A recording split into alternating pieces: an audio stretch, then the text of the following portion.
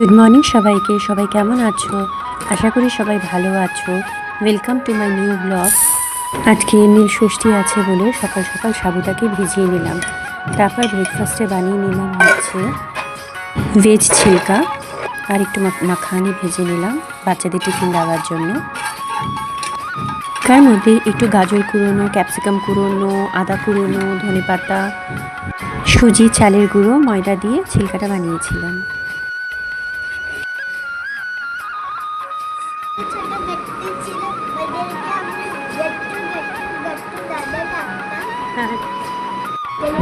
শুভ নীল ষষ্ঠীর সবাইকে শুভ কামনা রইল সবার জন্য।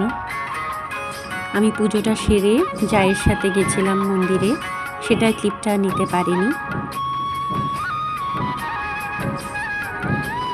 এসে তাড়াতাড়ি চা বানিয়ে নিলাম।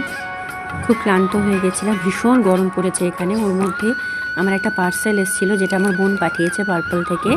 যেই সানস্ক্রিনটা ইউজ করি আর টোনারটা ইউজ করি ওটা চলে এসছে, তাই বোনকেও থ্যাংক ইউ বলে দিলাম।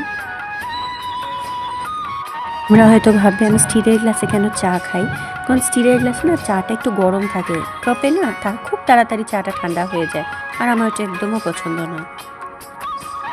বানিয়ে নিলাম হচ্ছে পনির আলু দিয়ে বাটি চচ্চড়ি।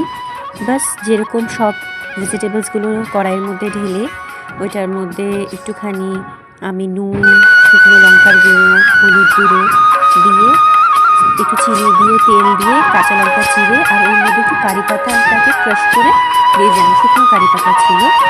আর যেরকম বাটি চচ্চড়িতে আমরা জল দিয়ে বসিয়ে দিই, ঠিক ওরকম করে বসিয়ে দিলাম।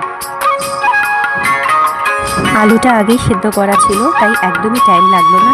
ঠিক নামানোর আগে আমি আবার কারি পাতা দিয়ে সার্ভিং বলে নামিয়ে নিলাম। কেমন হয়েছে রান্নাটা জানিও। চটজলদি হয়ে যায় এই রান্নাটা, একদম টাইম লাগে না।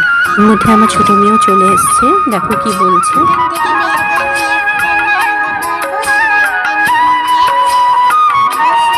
এটুকুই, টাটা। সবাই ভালো থেকো, সুস্থ থেকো, আবার কথা হবে।